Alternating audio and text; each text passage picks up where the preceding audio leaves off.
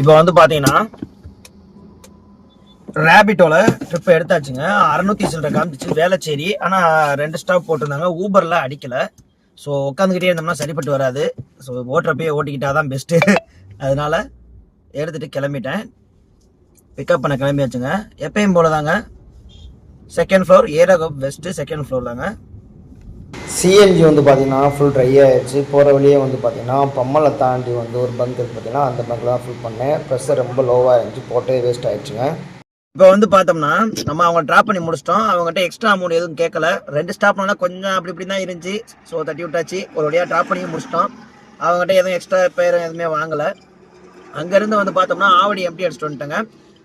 Empty அடிச்சுட்டு ஆவடி வந்த உடனே பார்த்தீங்கன்னா ஊபரில் அடித்தான் டப்புன்னு. திருவள்ளூர் அடித்தா நான் எடுக்கலை. அமௌண்ட் கொஞ்சம் கம்மியாக தெரிஞ்ச மாதிரி இருந்துச்சு. அதாவது ட்ராப் கிலோமீட்டருக்கு அமௌண்ட் ஓகே, பிக்கப் கிலோமீட்டருக்கு கம்மியாக போட்டிருந்தேன். அந்த இதை சேர்க்கவே இல்லை அவன். ஸோ அதனால் நான் அதை எடுக்கலை. ரெண்டாவது வந்து பார்த்தீங்கன்னா சென்ட்ரல் ரயில்வே ஸ்டேஷன் விழுந்திருக்கு. அதுவும் பீரியாரிட்டியில் விழுந்துச்சு. அமௌண்ட் வந்து பார்த்தீங்கன்னா 680.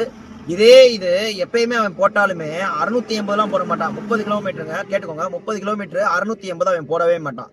இதுதான் ஃபர்ஸ்ட் டைம். இப்போ இந்த ஜீரோ கமிஷன் வந்திருக்கு பார்த்தீங்களா, அதுக்கப்புறம் தான் இந்த மாதிரி இப்போ கொஞ்சம் ரேட்டு வந்து கொஞ்சம் அதிகமாக தான் போட்டுக்கிட்டு இருக்கான். ஸோ நான் பிக்கப் எடுத்துட்டேன். இப்போ பிக்கப் பண்ண போகலாம். ட்ராப் பண்ணிட்டு அப்டேட் பண்ணுறேங்க.